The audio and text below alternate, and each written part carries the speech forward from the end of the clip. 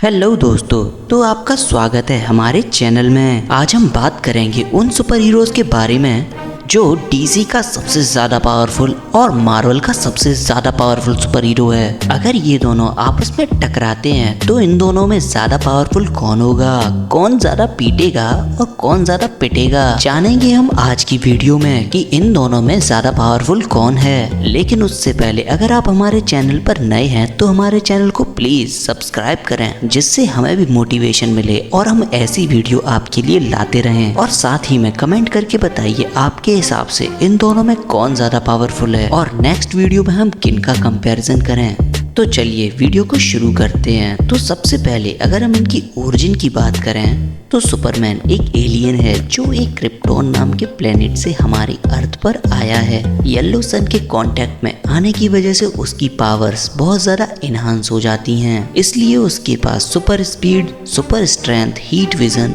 X ray vision, freeze breath और सबसे बड़ी ताकत एक अटूट नैतिकता होती है। यानी उसका नेचर किसी भी ह्यूमन से बहुत ज्यादा ह्यूमन है। और अगर हम बात करें मार्वल यूनिवर्स के सेंट्री की, तो जिसका ओरिजिनल नेम रॉबर्ट रेनॉल्ड है, ये एक साइंटिस्ट है जो कैप्टन अमेरिका की तरह एक सुपर सोल्जर बनाना चाहता है और ये उसे बनाने में कामयाब भी हो जाता है। लेकिन ये जो सीरम होता है कैप्टन अमेरिका के सीरम से कई गुना ज्यादा ताकतवर होता है। कॉमिक्स में इस सीरम की ताकत 1 मिलियन एक्सप्लोडिंग सन की बताई गई है, लेकिन वही मूवी में इसकी ताकत 1000 एक्सप्लोडिंग सन रखी गई है। मतलब इस ओवर पावर कैरेक्टर को मूवी में काफी ज्यादा कमजोर कर दिया गया। अगर हम इसकी पावर्स की बात करें तो इसके पास कई तरह की पावर है, जिसमें अनलिमिटेड स्ट्रेंथ है, रीजनरेशन है और साथ ही में मॉलिक्यूलर मैनिपुलेशन भी है। अगर हम सुपरमैन की वीकनेस के बारे में बात करें तो सुपरमैन के पास कई सारी वीकनेसेस हैं, जिसमें क्रिप्टोनाइट, मैजिक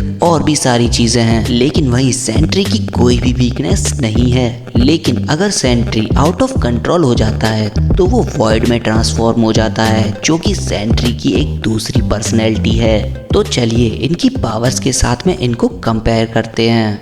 अगर हम दोनों की स्ट्रेंथ को कंपेयर करें तो दोनों काफी ज्यादा इक्वल आ जाते हैं। जहां सुपरमैन ने बहुत सारे पहाड़ों को हिलाया है, ग्रह को हिलाया है, वहीं सेंट्री ने थॉर को हराया है और हल्क को काबू किया है। यही नहीं, उसने मॉलिक्यूलर मैन जैसे विलन को फेस किया है जो रियलिटी तक को बेंड करने की पावर रखता है। दोनों की अगर स्ट्रेंथ को ध्यान में रखें तो दोनों को ही एक एक पॉइंट दिया जा सकता है, यानी दोनों स्ट्रेंथ के मामले में सिमिलर हैं। अगर हम दोनों की स्पीड की बात करें तो इसमें सुपरमैन काफी ज्यादा तेज है, क्योंकि उसने कई बार टाइम ट्रेवल भी कर दिया है। लेकिन वहीं सेंट्री इस मामले में थोड़ा सा पीछे रह जाता है, क्योंकि उसकी स्पीड ऑफ लाइट के बराबर स्पीड तो है, पर उसने कभी टाइम ट्रेवल नहीं किया और इसलिए स्पीड वाला राउंड सुपरमैन की तरफ जाता है। अगर हम बात करें उनकी ड्यूरेबिलिटी और हीलिंग की तो इस मामले में सेंट्री आगे है, क्योंकि जहां क्रिप्टोनाइट सुपरमैन को वीक बनाता है, वहीं सेंट्री की कोई भी वीकनेस नहीं है। और अगर किसी फाइट के दौरान सुपरमैन इंजर्ड हो जाता है तो उसे हील करने के लिए सन की आवश्यकता होती है। लेकिन वही सेंट्री अपने आप को हील भी कर सकता है और अपनी बॉडी को रीजनरेट भी कर सकता है। इवन एक कॉमिक्स में थॉर ने सेंट्री को सन के अंदर भी डाल दिया था, लेकिन सेंट्री फिर से वापस आ गया था और इसलिए इस राउंड का विनर सेंट्री होता है। अगर हम दोनों के अटैक्स की बात करें तो सुपरमैन अपनी आंखों से लेजर शूट कर सकता है, वहीं सेंट्री अपने हाथों से एनर्जी ब्लास्ट क्रिएट कर सकता है। मतलब अगर सुपरमैन अपनी आंखों से सेंट्री पर लेजर आइज चलाएगा तो सेंट्री उसको काउंटर करने के लिए एनर्जी ब्लास्ट का यूज कर सकता है। इसलिए वो दोनों एक दूसरे के अटैक को काउंटर कर लेंगे। लेकिन अगर इन दोनों की फाइट में जो एडवांटेज जिसको सबसे ज्यादा मिलने वाला है वो है सेंट्री को, क्योंकि सेंट्री रेडिएशंस को एब्जॉर्ब कर सकता है और एनर्जी को भी, और उसके मॉलिक्यूलर लेवल पे हील करने वाली पावर उसे वापस से जिंदा कर देगी। अगर इनकी फाइट ज्यादा लंबे समय तक चलती है तो फायदा सुपरमैन को मिलेगा, क्योंकि सुपरमैन के पास नेचुरल पावर्स हैं और उसकी पावर बढ़ाने के लिए सन भी मौजूद रहेगा। अगर सुपरमैन सेंट्री को लेकर सन के अंदर चला जाए तो सुपरमैन सेंट्री से इजीली जीत सकता है, क्योंकि सन सुपरमैन को बहुत ज्यादा पावरफुल बनाएगा। वहीं सेंट्री अपने आप को हील नहीं कर पाएगा इतनी जल्दी और उस टाइम पे सुपरमैन सेंट्री को इजीली बीट कर देगा।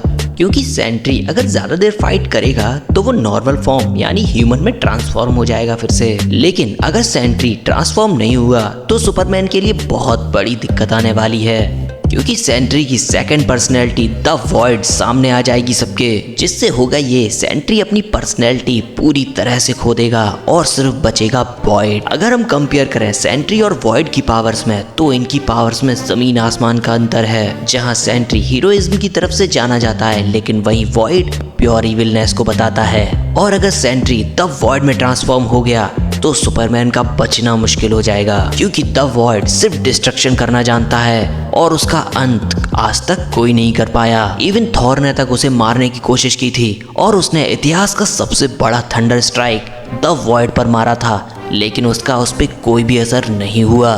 तो अगर सेंट्री द वॉइड में ट्रांसफॉर्म होने के बाद सुपरमैन के सामने आया और उनकी लड़ाई हुई तो समझ जाना सुपरमैन का हारना तय है, क्योंकि द वॉइड की स्ट्रेंथ बहुत ज्यादा है, जिसने हल्क की हड्डियों को तोड़ डाला था और एरिस जैसे गॉड को बीच में से फाड़ दिया था, और वहीं थॉर के कई सारे थंडर ब्लास्ट को सरवाइव किया है। वहीं अगर आप इंटरेस्टिंग है सुपरमैन की और सारी पावर्स को जानने के लिए तो आप हमारी ये वीडियो देख सकते हैं। इसमें मैंने सुपरमैन की बहुत सारी पावर्स को एक्सप्लेन किया है, और अगर आप चाहते हैं कि मैं सुपरमैन के और वर्जन पर भी वीडियो लाऊं तो हमें कमेंट में ज़रूर बताएं, जिससे मैं सुपरमैन की कई सारी वीडियोस को आपके सामने लाता रहूँगा।